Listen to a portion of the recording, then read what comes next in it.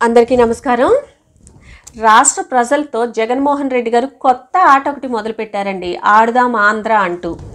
గత 4.5 ఏళ్లుగా రాష్ట్రంలో బడుగు బలహీన వర్గాల జీవితాలతో ఆడుకుంటూనే ఉన్నారు కదా జగన్ రెడ్డి గారు. ఇంకేం ఆడతారులేండి కొత్తగా. ఆ రోజు మీరు ప్రతిపక్షంలో ఉన్నప్పుడు నేను అధికారంలోనికి రాగానే దళితులకు 200 యూనిట్ల వరకు ఉచిత విద్యుత్తుని అందిస్తానని హామీ ఇచ్చి అధికారంలోకి వచ్చిన తర్వాత 4 సార్లు విద్యుత్ ఛార్జీలను పెంచి 4.5 ఏళ్లుగా మా జీవితాలతో ఆడుకుంటూనే ఉన్నావు. ఆ రోజు ప్రతిపక్షంలో ఉన్నప్పుడు పెట్రోల్ డీజిల్ ధరల గురించి, దేశంలో ఎక్కడా లేని ధరలు మన రాష్ట్రంలోనే ఉన్నాయి, బాదుడే బాదుడు అనుకుంటూ అసత్య ప్రచారం చేసుకుంటూ పాదయాత్ర చేసి అధికారంలోకి వచ్చిన తర్వాత ఏ రాష్ట్రంలో లేని పెట్రోల్ డీజిల్ ధరలు మన రాష్ట్రంలోనే పెంచి మా జీవితాలతో 4.5 ఏళ్లుగా ఆడుకుంటూనే ఉన్నాం. నేను అధికారంలోకి రాగానే వచ్చిన వారం రోజుల్లోనే సిపిఎస్ని రద్దు చేస్తానని చెప్పి ఉద్యోగస్తుల్ని నమ్మించి మోసం చేసి అధికారంలోకి వచ్చిన తర్వాత జిపిఎస్ అనేది ఒకటి తీసుకొచ్చి 4.5 ఏళ్లుగా ఉద్యోగస్తుల జీవితాలతో ఆడుకుంటూనే ఉన్నాం. ఆ రోజు ప్రతిపక్షంలో ఉన్నప్పుడు అమరావతిని నేను స్వాగతిస్తున్నాను అని చెప్పి అధికారంలోకి వచ్చిన తర్వాత మోసం చేసి 3 రాజధానులని తెరపైకి తీసుకొచ్చి భూములిచ్చిన రైతులని 4.5 ఏళ్లుగా భూములిచ్చిన రైతుల జీవితాలతో ఆడుకుంటూనే ఉన్నాం.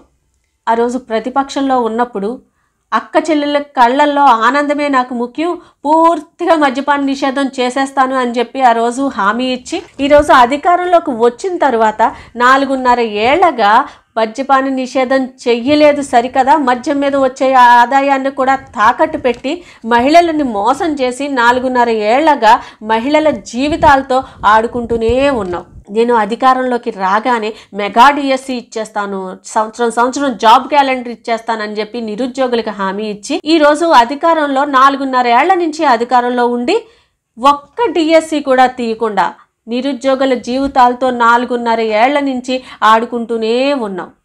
నిత్యావసర సరుకుల ధరలు ఆకాశాన్ని అంటుతుంటే నేను అధికారంలోకి రాగానే ధరల స్థిరీకరణ నిధి ఏర్పాటు చేస్తానని ఆ రోజు హామీ ఇచ్చి అధికారంలోకి వచ్చిన తర్వాత సరుకులు కొనలేక తినలేక పేద ప్రజలు పడుతున్న కష్టాలని చూస్తూ కూడా ఎలాంటి ధరల స్థిరీకరణ నిధి చేయకుండా ఎలాంటి చర్యలు తీసుకోకుండా పేద కుటుంబాల జీవితాలతో 4.5 ఏళ్లుగా ఆడుకుంటూనే ఉన్నాం. చెత్త మీద కూడా పన్నేసి 4.5 ఏళ్లుగా పేద సామాన్య మధ్యతరగతి కుటుంబాల జీవితాలతో ఆడుకుంటూనే ఉన్నాం. ఇలా రాష్ట్రంలో ఏ వర్గాన్ని వదిలిపెట్టలా, ఏ కులాన్ని వదిలిపెట్టలా, నిరుద్యోగుల దగ్గర నుంచి ఉద్యోగుల వరకు ప్రతి ఒక్కళ్ళతో అన్ని ఆటలు, ఫుట్బాల్, క్రికెట్, బాస్కెట్బాల్, కబడ్డీ అన్ని ఆటలు ఆడేసావు జగన్ రెడ్డి గారు. మీరు ఇంకేం ఆడతారండి? ఇంకేం ఉంది ఆడటానికి కొత్తగా? ఇప్పటి వరకు 4.5 ఏళ్లుగా మీరు అధికారంలో ఉండి ఇప్పటి వరకు మీకు ఏ క్రీడలు గుర్తురాలా. ఇప్పుడు మరో 3 నెలల్లో ఎలక్షన్లు ఉన్నాయనగా ఇప్పుడు మీకు క్రీడల గురించి, క్రీడలను ప్రోత్సహించాలని సడన్గా గుర్తొచ్చేసింది. ఇది కేవలం మీ ప్రచార ఆర్భాటాల కోసం తప్ప క్రీడలను ప్రోత్సహించాలనేది మీ మనసులో గనక, క్రీడలను ప్రోత్సహించాలనే ఉద్దేశం గనక మీకు ఉంటే 4.5 ఏళ్లలో క్రీడలను ప్రోత్సహించడం గురించి కానీ, క్రీడా ప్రాంగణాల గురించి కానీ, క్రీడల గురించి కానీ, యువత గురించి కానీ మీరు చేసినటువంటి చెప్పుకోవటానికి ఒక్క కార్యక్రమమైనా ఉందా? ఈరోజు కేవలం ఎలక్షన్స్ గురించి, కేవలం మీరు ఆడే ఆట డైవర్షన్ ఆట. ఇది ఈ డైవర్షన్ పాలిటిక్స్ ని అర్థం చేసుకోలేని స్థితిలో ఈరోజు రాష్ట్ర ప్రజలు లేరు. జనవరి 1వ తారీఖు వచ్చేస్తుంది. జాబ్ క్యాలెండర్ ఇవ్వకపోతే యువత ఆగ్రహాన్ని చూడాల్సి వస్తుంది. కాబట్టి యువతని డైవర్షన్ చేయడానికి మీరు ఆడే ఆట ఇది. ఇలాంటి పాలిటిక్స్ని, డైవర్షన్ పాలిటిక్స్ని అర్థం చేసుకోలేని స్థితిలో ఈరోజు రాష్ట్ర ప్రజలు లేరు. మీరు ఇలాంటి ఆటలు ఎన్ని ఆడినా కూడా ఈరోజు మీ పప్పులు ఇంకా ఈరోజు రాష్ట్ర ప్రజల దగ్గర ఉడికే పరిస్థితే లేదు. కాబట్టి మీరు ఎన్ని ఆటలు ఆడినా కానీ ఆల్రెడీ రాష్ట్ర ప్రజలు సిద్ధమైపోయారు మిమ్మల్ని ఇంటికి పంపించడానికి.